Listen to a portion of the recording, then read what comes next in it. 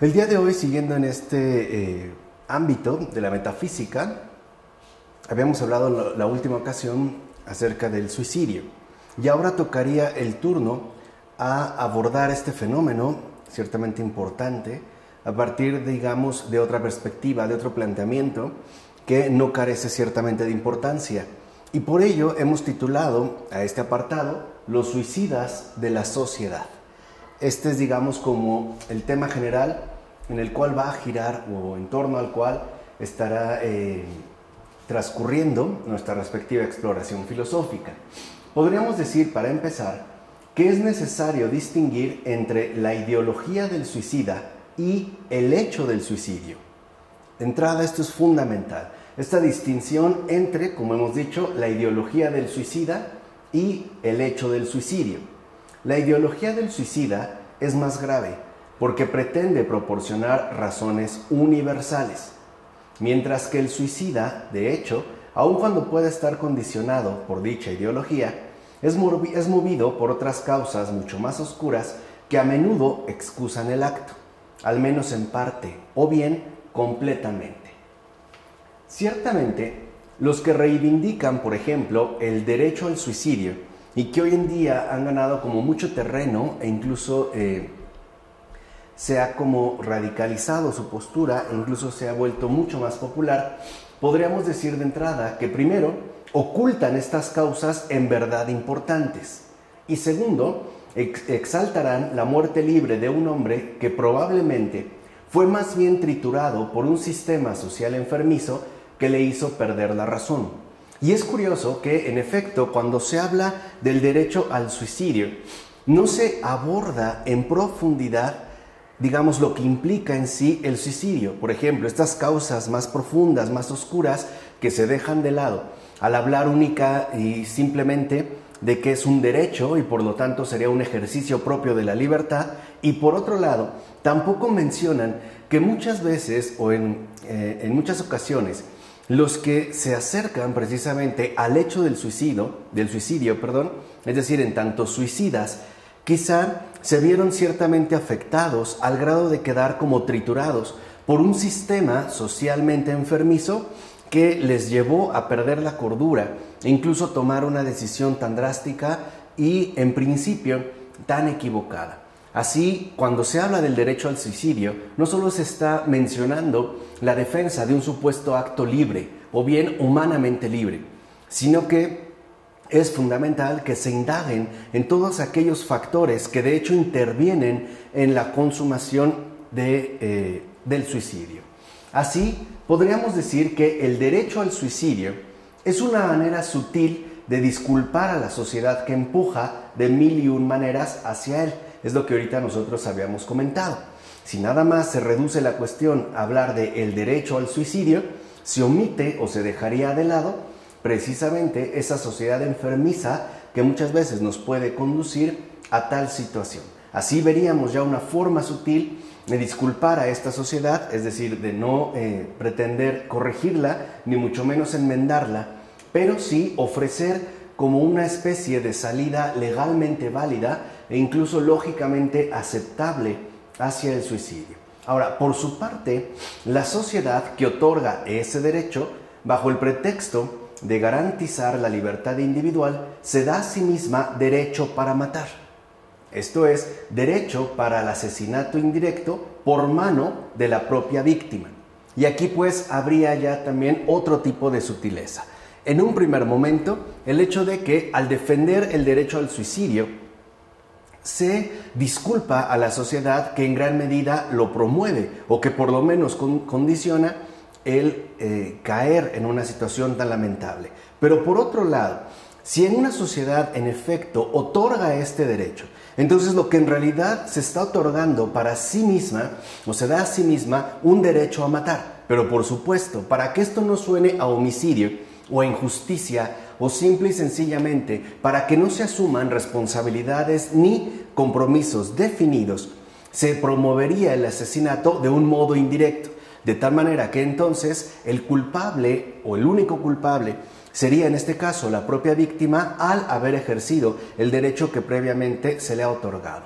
Dicho brevemente, Una sociedad que en efecto aprueba o otorga este derecho al suicidio, lo que está haciendo es disfrazando el asesinato, pero sin asumir los compromisos de responsabilidad directos. Y por eso promueve que la víctima se mate por mano propia. En este caso, que se extienda o se propague el asesinato indirecto. Aristóteles, podríamos decir, por ejemplo, observaba que todo individuo pertenece de alguna manera al conjunto de la sociedad. De ahí deducía que mediante el suicidio, el individuo se hace culpable de injusticia para con esa misma sociedad a la cual pertenece. Podríamos decir a este respecto que, por ejemplo, Aristóteles se percató de una u otra manera de que en efecto un individuo es aquel que de cierta manera está ya vinculado y relacionado con la sociedad y por ende, por ejemplo, el suicida entonces cometería una especie de injusticia, ¿no? Se haría culpable de llevar a cabo esta injusticia con respecto a la sociedad a la cual de hecho pertenece. ¿Por qué? Porque si, por ejemplo, nosotros nos suicidamos, estaríamos de entrada privando algún tipo de bienestar o beneficio para la gente que de una u otra manera nos rodea. Asimismo, no sabríamos nosotros si, por ejemplo, con nuestra carencia o con nuestra pérdida, alguien en efecto se vaya a ver sumamente perjudicado. Y, en primer lugar, si nosotros somos los suicidas, no estaremos ya ahí para poder compensar o arreglar las cosas. Y, en segundo lugar, dejaremos una carga enorme también sobre las demás personas. Así pues, tal afirmación aristotélica expone una evidencia. El suicidio puede ser una forma reprobable de ingratitud con aquel seno social que nos ha nutrido. Y asimismo, es una forma de evasión con respecto a las obligaciones sociales de cada uno de nosotros. Entonces, lo que veríamos es que, de acuerdo con el planteamiento aristotélico, se pondría al descubierto una evidencia. Por un lado, el suicidio es una forma de ingratitud.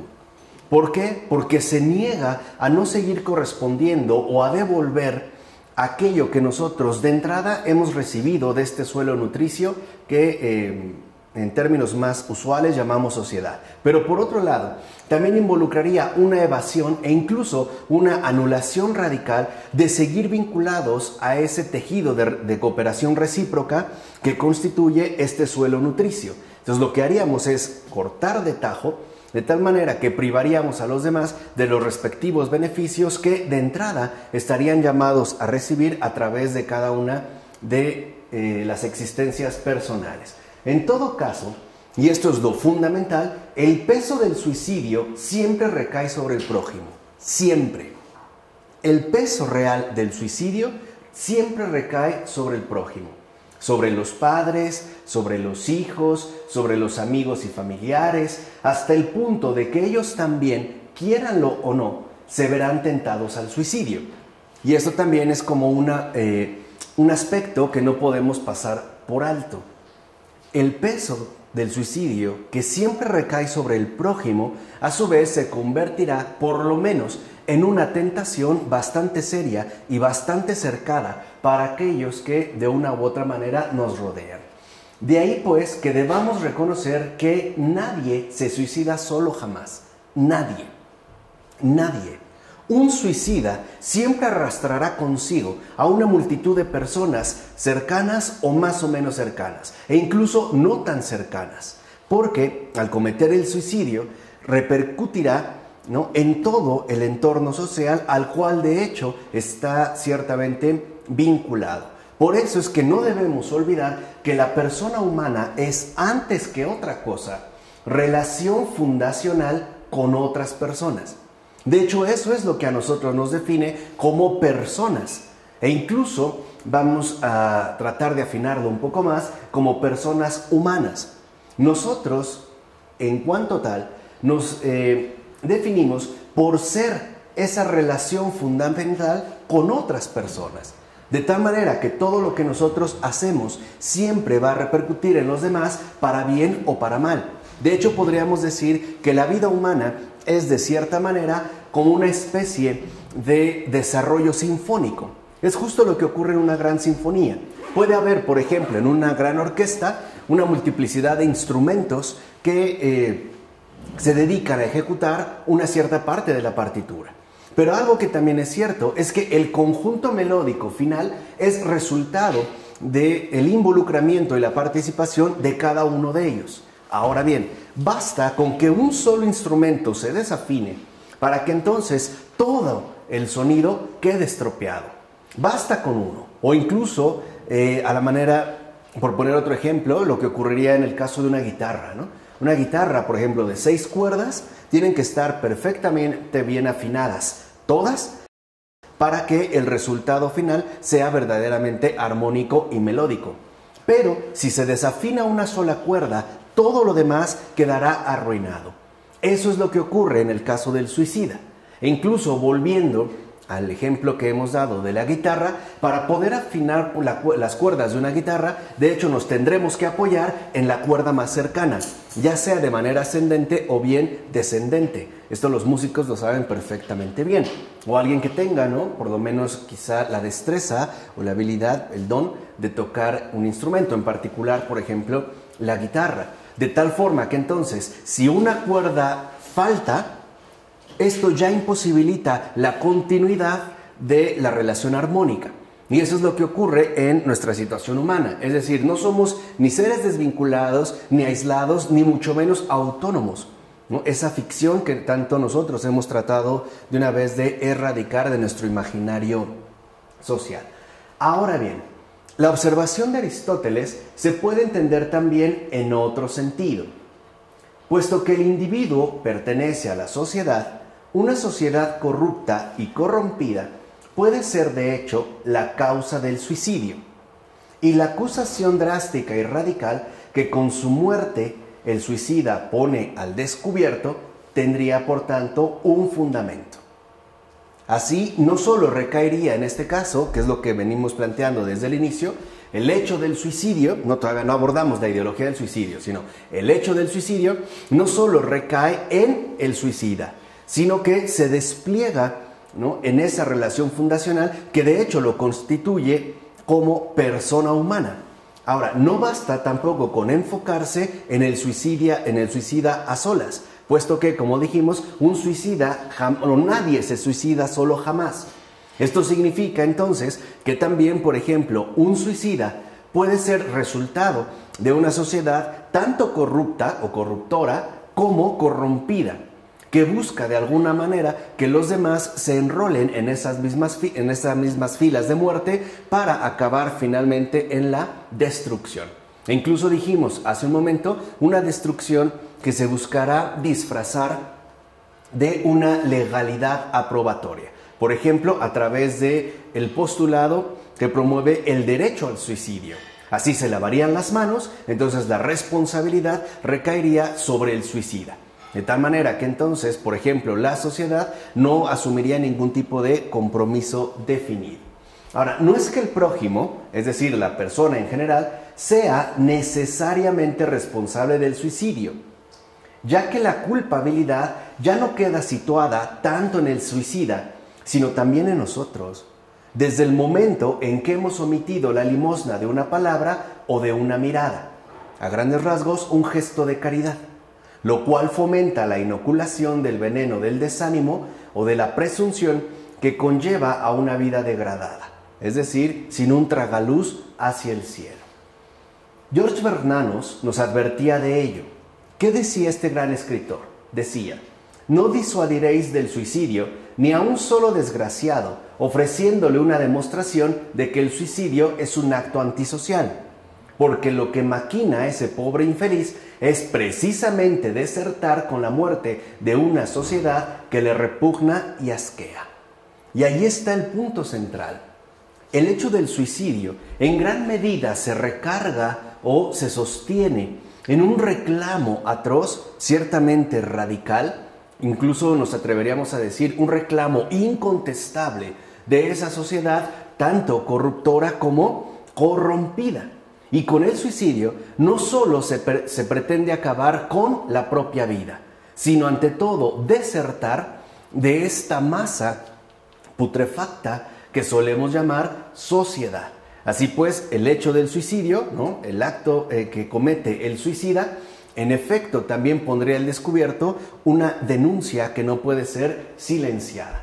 Así pues, el suicida no pretende liberarse de su vida, sino de sus dolencias profundas, que de otra manera han sido inculcadas por su hábitat vivencial, es decir, por su sociedad. Cuando algunos de nosotros quizá hemos padecido la tentación de lo que hoy se conoce como ideación suicida o la tentación del suicidio, veremos que en realidad lo que ciertamente queremos, lo que en verdad queremos, no es quitarnos la vida, sino acabar con las múltiples dolencias profundas que nos están hundiendo en un estado ciertamente insoportable. Entonces creemos que, por ejemplo, a través del suicidio, lo que vamos a hacer es acabar con el dolor. Pero digamos como que la iniciativa o la prioridad fundamental no es acabar con la vida, sino acabar de hecho con aquello que lo ha estropeado. Y como para nosotros están tan cercanas una cosa de la otra, pensamos que quitándonos la vida todo se acabó. Pero en efecto se acabarán por lo menos los tormentos, pero también la vida, ¿no? Es como cortar las cosas pues de raíz. Ahora, esta es una distinción crucial y que tampoco podemos omitir. El que pide la muerte pide en verdad que se le libre de sus dolencias, de sus padecimientos, de sus sufrimientos, de sus malestares. Y sin duda también pide que se le libre de sus propias palabras. O sea, que se le convenza de que aquello que él está afirmando simple y sencillamente estaría pues por lo menos desviado del objetivo que él pretende alcanzar. Porque sus palabras de muerte quieren decir otra cosa. O sea, siguen pidiendo la vida, siguen deseando la felicidad. Cuando alguien dice que se quiere morir, también esas palabras están suplicando ayuda y más que ayuda, una convicción profunda de esa vida que no vale la pena anular de ese modo. Y menos recargándole, por ejemplo, toda la culpabilidad a él en solitario, ¿no? Como si el suicidio fuera un acto realizado en soledad. Así yo me dé un disparo en el baño y no haya nadie estando cerca de mí o a mi alrededor, no significa que se trató de un hecho aislado. Es lo que hemos querido mencionar hace un momento. Más bien, en este caso, cuando alguien afirma que se quiere morir, lo que quiere es que se le fortalezca en la convicción primaria del vivir. Por eso también hay que entender, por ejemplo, este tipo de súplicas que se realizan de una manera sin duda importante. Y por eso es que se requeriría también, en este caso, discernimiento. Ahora, sabemos ya lo que decía Pascal. Todos los hombres quieren ser felices, hasta los que quieren ahorcarse. Por ejemplo, dejar de sufrir, ¿no?, aún ahorcándome, de alguna manera implica ese deseo de felicidad.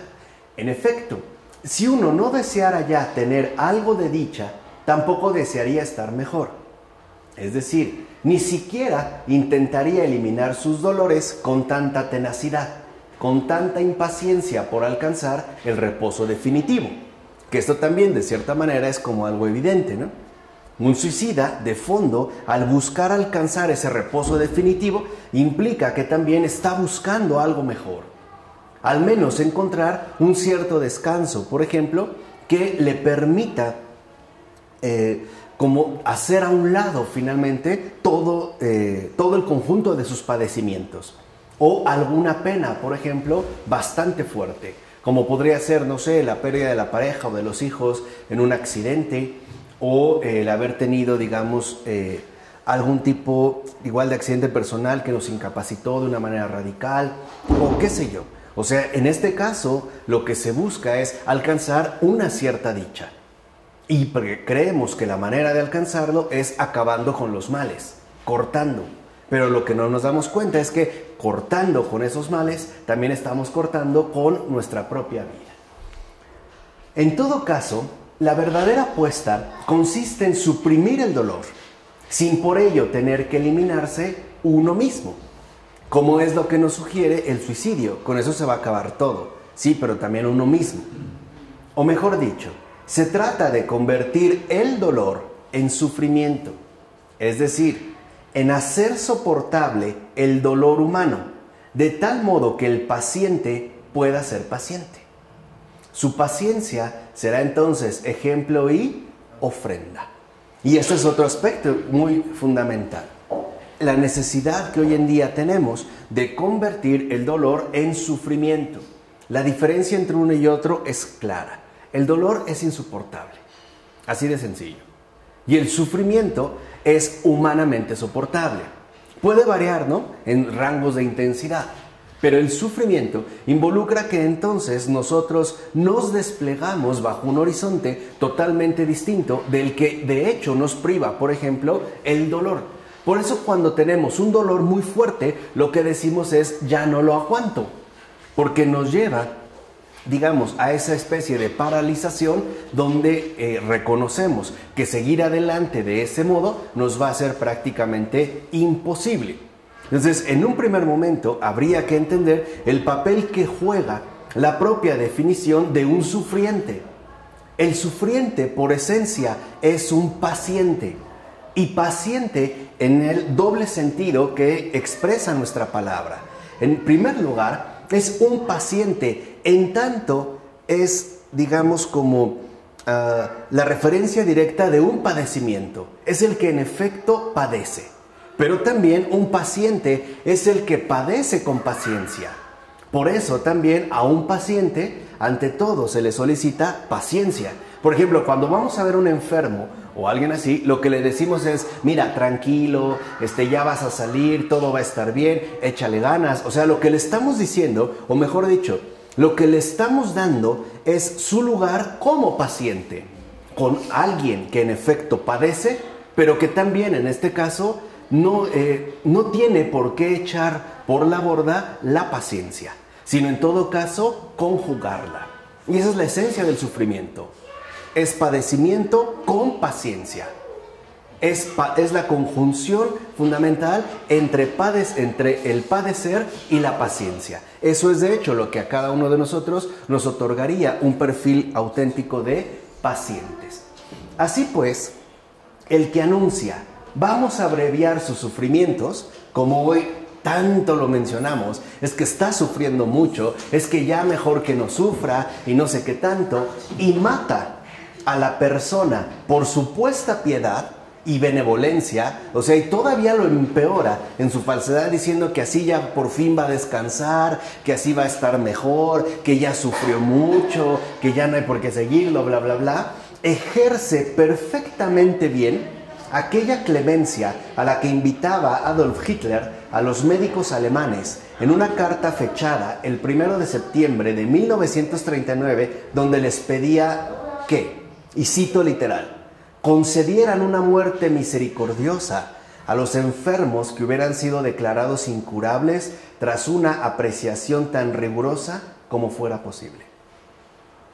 Los que sostienen que vamos a abreviar sus sufrimientos, que ya a lo mejor es que se muera, no decimos matarlo, sino que se muera, o sea, como que nosotros no tuvimos nada que ver, al contrario, somos tan buenos que lo que vamos literalmente a ofrecer es un gran acto de piedad y de bondad. En realidad las personas que afirman eso siguen siendo nazis, siguen formando parte del ejército hitleriano de las SS, siguen en el nazismo. Están convencidos de ello. Evidentemente, el esfuerzo de convertir al paciente en paciente es mucho mejor que esta caricatura bondadosa. Se puede percibir, en efecto, el engaño que busca transmitir.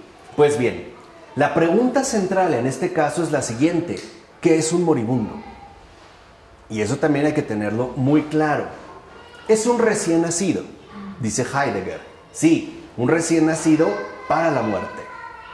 Más bien, diremos nosotros, ¿qué es un moribundo? Es alguien que se dispone a nacer en la fuente misma de la vida.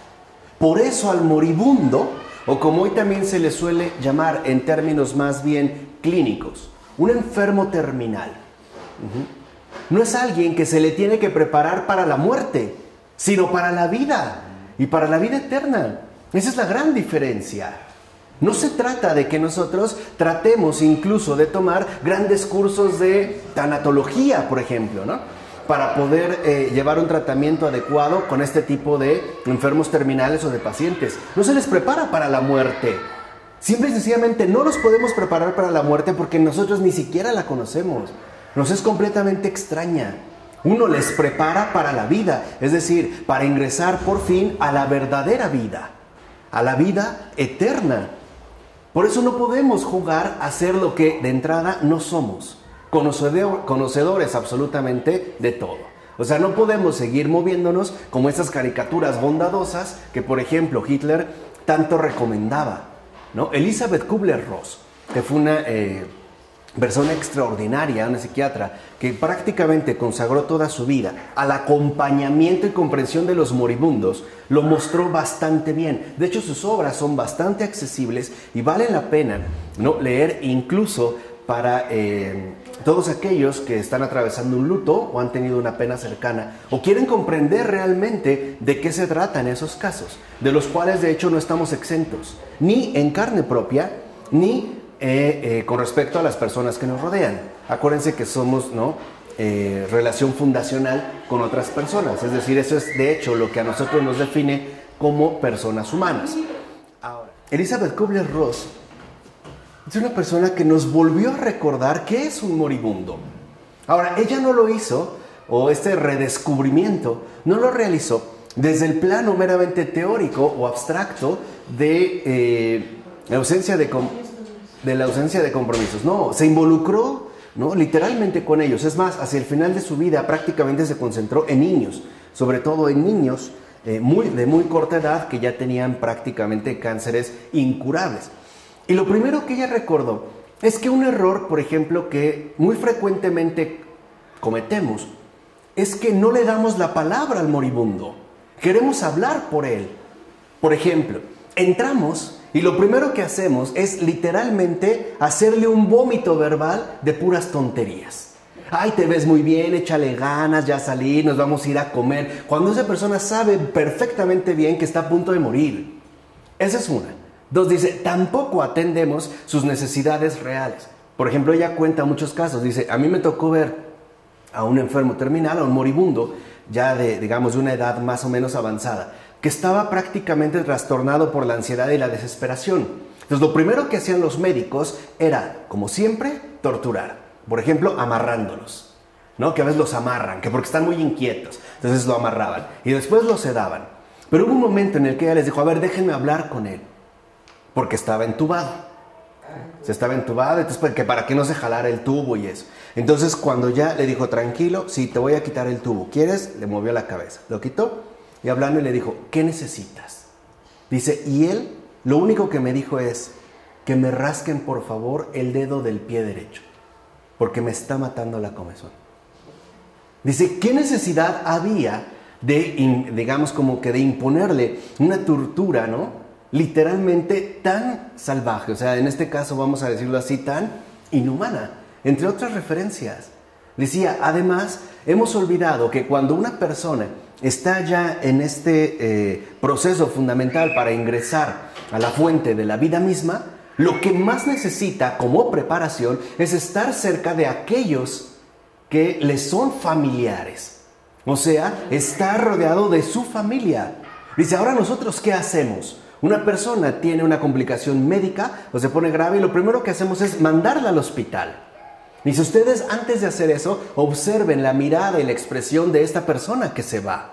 Se va, lo primero que hacemos a urgencias, entra a terapia intensiva, rodeada de un montón de gente que no conoce, que tampoco tiene una cercanía y que tampoco literalmente se va a convertir en su familia adoptiva de último momento. Esa persona se verá prácticamente rodeada, en primer lugar, de maquinaria tecnológica. En segundo lugar, de sonidos, ¿no?, electrónicos y mecánicos, que lo único que le anuncian es que su vida está siendo literalmente como destruida. Y ella afirmaba algo muy cierto. Dice, este pequeño gesto que hoy hacemos es precisamente como el mayor padecimiento, ¿no?, que pueden como experimentar los moribundos. Dice, para un moribundo, lo mejor es siempre morir en casa. Una práctica que hoy en día hemos cambiado y que también se ha cambiado, y hay que decirlo abiertamente, porque, como decía el Papa Francisco, no podemos callar ante todo lo que ocurre por la enorme derrama económica que ha traído consigo la comercialización de los moribundos. Para empezar, el internamiento de un paciente es excesivamente caro. Número 2, te van a cobrar absolutamente todo. Y si tú utilizas un rollito de papel de baño, a ti te van a cobrar el paquete. Si te usaron una gasita con alcohol, no te van a cobrar los 2 mililitros que usaron de alcohol, te van a cobrar una botella de 1 litro. Y lo mejor es que esté adentro y no, en este caso, que esté afuera. Sin hablar, como ya lo habíamos hecho en un momento, del gran comercio de vísceras humanas que hoy se escuda bajo el título de la donación de órganos. Pero también ahí hay un gran negocio macabro, ¿no?, que se está llevando en este caso a través, o a costa, mejor dicho, de los moribundos. Y sobre todo, si estamos ya convencidos, como en estos momentos, que los mejores servicios médicos existen en los hospitales más caros, pues ya sabemos que ahí a una persona se le puede acabar todo el dinero que incluso juntó a lo largo de su vida. Por eso es tan ridículo la manera en la cual nos quieren tratar hoy como verdaderos estúpidos. Por ejemplo, este gobierno diciéndonos que nos preparemos para la edad adulta haciendo un ahorro por cuenta propia. En primer lugar, ellos ya se están lavando las manos. En segundo lugar, ese ahorro será insuficiente, porque ya sabemos que el índice de enfermedades o padecimientos graves que solemos experimentar son cada vez mucho más frecuentes y cada vez mucho más complejos. De tal manera que esos ahorritos, o sea, tu dinero de toda la vida, se te puede ir incluso en una sola enfermedad.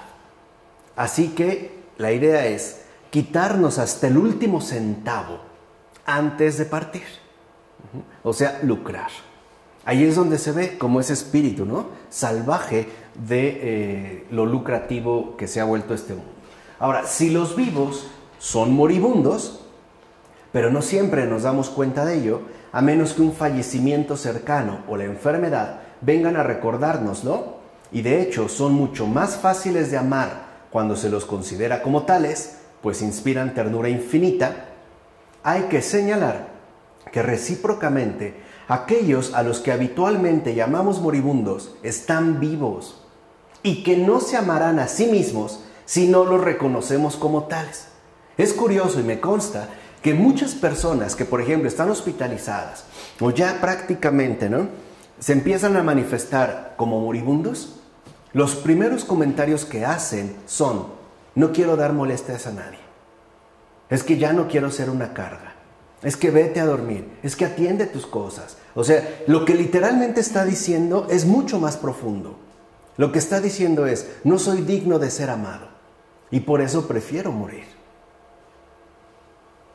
Y nosotros a veces también como que no sabemos qué hacer ante ello, y o bien nos desesperamos porque el paciente exige paciencia, incluso para aquellos que lo rodean. No, para los que hemos cuidado enfermos, sabremos que es bastante duro el poder realizarlo. Incluso a veces sentimos que explotamos, o les hablamos feo, les gritamos, pero inmediatamente nos arrepentimos, o nos corregimos, o le pedimos una disculpa, etcétera, etcétera, etcétera. Entonces, lo primero es reconocerlos como eso. No tenemos por qué venderles, en pocas palabras, cuentos falsos. ¿Qué es lo que ocurría con los moribundos? Por ejemplo, retomando a Elizabeth Kubler-Ross, en una ocasión le preguntó al moribundo que qué era lo que más le molestaba. ¿Y qué respondió? Mi familia. ¿Por qué? Porque entran y me engañan. Lo que me dicen es: te vas a poner bien, échale ganas. Dice: cuando yo sé que no. O sea, ni siquiera se les reconoce la dignidad que poseen en tanto moribundos. Lo importante es ver que son moribundos, que no están a punto de morir, sino que son amados. Incluso sabemos que una persona en una situación así, en efecto, suele inspirar muchísima ternura. Es más, tocamos al paciente con delicadeza. O si llegan los enfermeros o los camilleros, lo tienen que transportar y sentimos como que el movimiento estuvo muy rudo o muy brusco, protestamos, ¿no? Porque lo percibimos, en efecto, en una situación de extrema vulnerabilidad. Entonces, lo primero es no engañar, ni a nosotros mismos. Aunque nos pueda parecer, ¿no?, como muy humano, no tiene nada de humano. Eso es simple y sencillamente por no atender a la realidad de las cosas. Es decir, por habernos alejado del realismo. Por ejemplo, si una persona está muy mal o está en calidad de moribundo, antes de entrar respiramos y nos hacemos los fuertes, ¿sí o no? Pensando que no, que me tiene que ver bien. Entonces imagínate esa persona que sabe que está a punto de morir y a ti te ve enterito o enterita. Yo creo que lo primero que dirá es, pues yo creo que no le importa mucho, ¿no?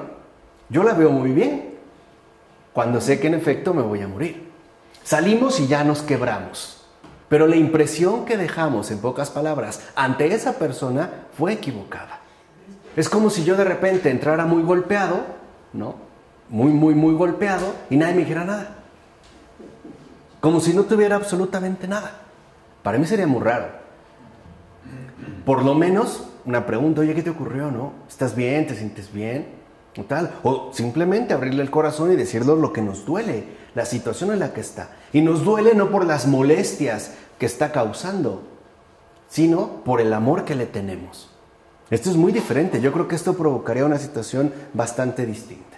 Ahora, porque lo mismo que los vivos son moribundos, que se olvidan de ello y necesitan que se les recuerde, los moribundos son vivos que se ignoran como tales y que esperan que alguien se los diga. Esa es la espera fundamental de un moribundo, que sigue estando, ¿qué? Vivo.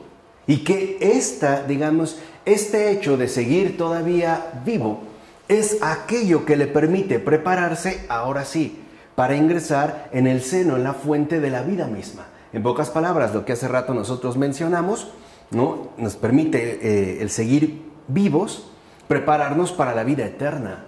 Ahora, a ellos es a los que se les tiene que recordar, y a los que todavía no ingresamos en la categoría, digamos ya clara de moribundos, se nos tiene que recordar que también lo somos.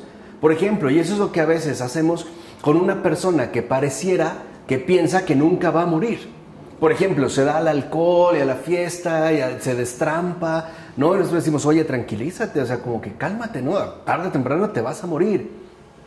Es curioso, pero fíjense, a los sanos necesitan que se les recuerde que se van a morir. Y a los moribundos, que están a punto de morir, necesitan que se les recuerde que siguen, ¿qué? Vivos. Por eso cuando alguien abusa le decimos que se pasa de vivo. Eso significa, o sea, yo a alguien le digo que se pasa de vivo, es esto, o sea, porque no está realmente considerando su situación concreta, que en último término también se perfila hacia la muerte. Ahora, aun cuando la enseñanza del que habla desde la cátedra de la agonía, y ese es el moribundo es el catedrático, ¿no? Que habla, valga la redundancia, desde la cátedra de la agonía, se redujera a un piadoso y tembloroso movimiento de párpados. Esto indicaría que sigue estando vivo, más vivo quizá que todos los demás. Recuerda a los demás tanto la inminencia de la muerte como la exigencia de la esperanza. Por eso los vivos necesitan las enseñanzas de los moribundos que están vivos hasta el extremo. Ahora nosotros ya no las tenemos. ¿Por qué? Porque como lo hemos dicho, nosotros en gran medida acudimos de inmediato a la hospitalización. Y estas enseñanzas simple y sencillamente se pierden. Esto forma parte también de esta cultura del descarte que tanto denuncia el Papa Francisco y con toda razón.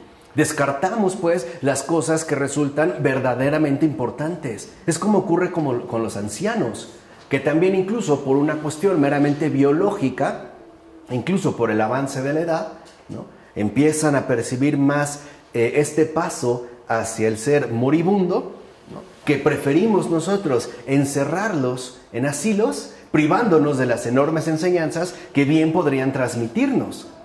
Ahí se ve, o sea, es curioso cómo nosotros, por ejemplo, matamos a los no nacidos y también matamos a los que pensamos que han vivido demasiado. Como nosotros, como que cortamos los extremos y hemos creado un ideal falso de una especie de eterna juventud, ¿no? Que en gran medida la promovió mucho, por ejemplo, Hugh Hefner a través de las cover girls de su revista Playboy. Una mujer que se inmortaliza, ¿no? En el esplendor de su juventud, pero que una vez que va pasando la edad, prácticamente se queda al olvido y no vuelve a saberse de ella. Salvo que sea una, ¿no? Que se disculpa con la esposa del actual presidente Donald Trump por una infidelidad pasada. Pero si no, se descartan. Y tal pareciera que nosotros estamos obsesionados con mantenernos siempre en una especie de juventud perpetuada. Por eso tantas cremas, ¿no? Antienvejecimiento, tantos, digámoslo así, tantos hechizos mágicos para evitar las arrugas, para disfrazar las canas, e incluso para quitarlas por completo, o cirugías, ¿no? De estiramiento de piel. O sea, pareciera que nos aferramos, en pocas palabras, a un imposible. Pero al darnos cuenta que en definitiva la edad avanza, pues cuando nos llega el momento no estamos preparados. Nos quedamos simplemente como suspendidos en un engaño fantasioso. Y dicho sea de paso, el debate sobre la eutanasia no conduce a nada si lo anterior no se comprende, que es de entrada lo que hoy suele suceder. Hay como mucho debate en torno a la eutanasia, si está bien, si está mal, si sería correcto, si es justo, si no es justo, si es un derecho, si no es un derecho, etc. Lo que podemos decir es que en efecto el moribundo, recuerde, esa persona viva hasta el extremo que no es reconocido como alguien vivo y que por eso mismo es excluido de la sociedad, no puede más que gritar que se acabe con él, sea como sea. Son en este caso, una vez que ya han sido, ¿no?, excluidos de la sociedad, puesto que son reconocidos como estorbos e incluso como gastos innecesarios, como hoy incluso se suele considerar, pues ya lo que más va a querer justamente es morirse solito. O sea, de entrada estaría padeciendo esta corrupción social. Ahora, su grito no puede hacer otra cosa que estremecer al apenado médico, el cual solo podrá transformarse entonces en un asesino a sueldo. Y sí, hay que decirlo. Es decir, un asesino contratado por su propio cliente. Y todavía más cuando hace falta liberar camas en el hospital y no seguir generando gastos inútiles. Ahí está otra de las cosas que ocurren en nuestro mundo contemporáneo. Por eso es que el moribundo debe reencontrar su lugar de veneración y reconocimiento en el corazón mismo de la sociedad y de la familia. No hace mucho también nos recordaba Elizabeth Kubler-Ross, cuando una persona fallecía en casa y estaba rodeado de sus seres queridos, de tal manera que en efecto entonces sí podía morir en paz, porque el hecho de estar en el hogar y rodeado de la gente que conocemos, que amamos, nos inspira esta ayuda, o sea, nos brinda pues esta ayuda.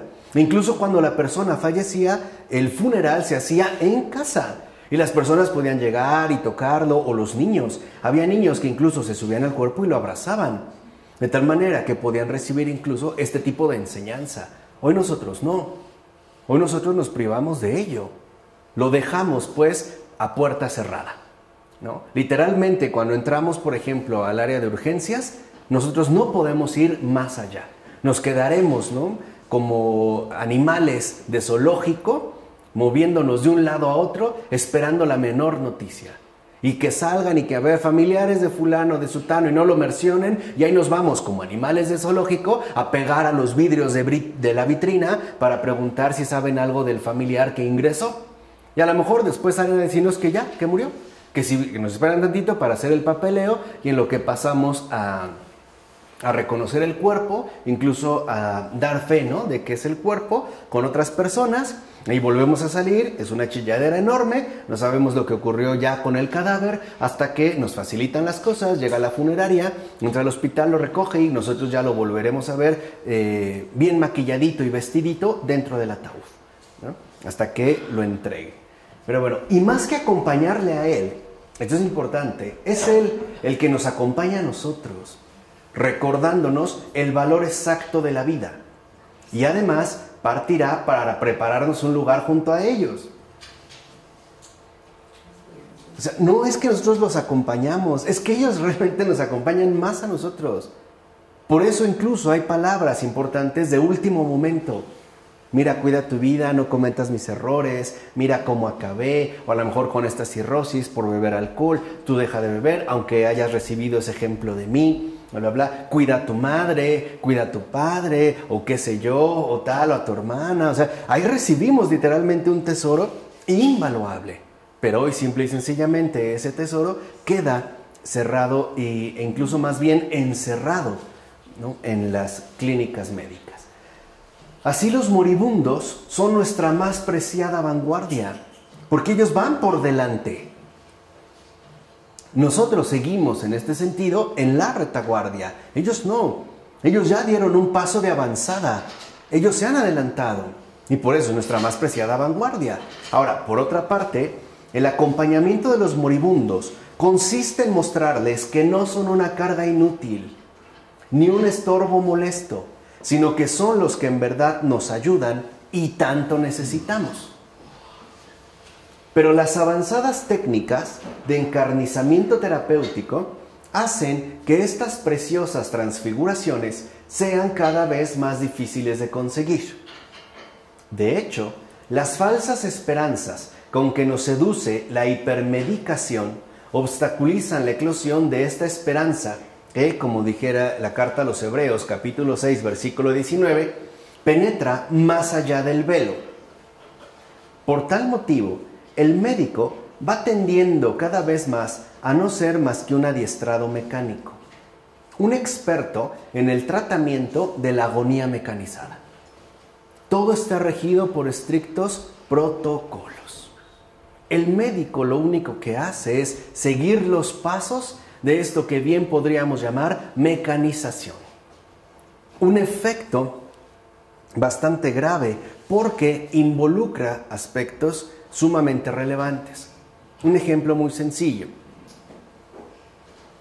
Actualmente escuchamos de una manera más o menos frecuente que ha habido accidentes de avión, ¿no? Que un avión se estrelló.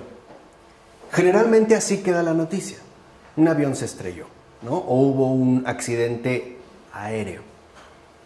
Lo que no nos dicen es que este proceso de mecanización, más bien lo que no nos dicen es que detrás de muchos, o mejor dicho, de la mayoría de estos accidentes, está el fenómeno de la mecanización, que es justo aquí lo que está apareciendo. ¿Por qué? Porque hoy en día la mayoría de los pilotos literalmente ya no saben pilotear un avión. Saben manejar una máquina o un software o un sistema que realiza todo el trabajo. Ahora, por ejemplo, ¿esto a qué conlleva? Que en la mayoría de los casos, y se han hecho estudios serios al respecto, donde se pudo comprobar que el problema que esto surge es cuando hay un imprevisto o una situación de emergencia. No saben qué hacer. No saben literalmente cómo reaccionar ante una situación así. Porque como todo está ya tan programado y lo único en lo que se concentran es en el aprendizaje de manuales y por lo tanto en el adiestramiento mecánico, pues entonces cuando se presentan situaciones que simple y sencillamente no aparecen en el manual, no sabrían cómo reaccionar. Y eso es lo que está provocando la multiplicidad de accidentes. E incluso también, por ejemplo, de accidentes terrenos, o sea, de vehículos terrenos. O los accidentes que nosotros vemos. Lo mismo sucede aquí. Hoy, por ejemplo, muchos de los médicos ya ni siquiera se toman la molestia de tratar a enfermos, sino que se concentran en las enfermedades.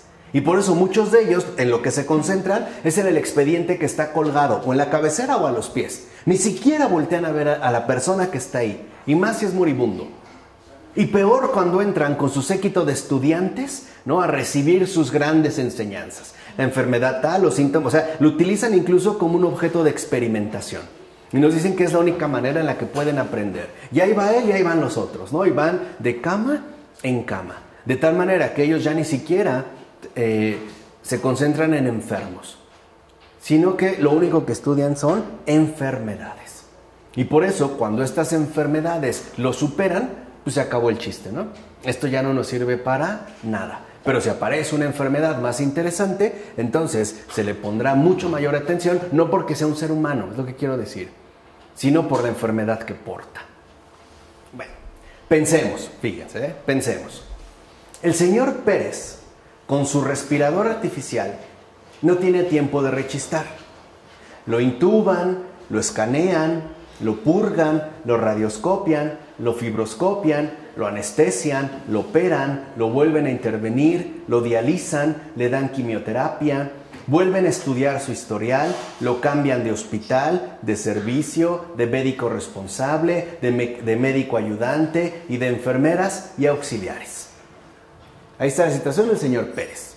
Su esposa en el pasillo con dolor de espalda y desvelada, sin descanso auténtico, se pregunta todavía qué más se podría hacer por él. ¿Qué más? Ella no admite la brutal expropiación de lo que escapa al poder de los hombres y dice, ¿no le podrían poner un tubo más? ¿Y si le dan más medicamentos?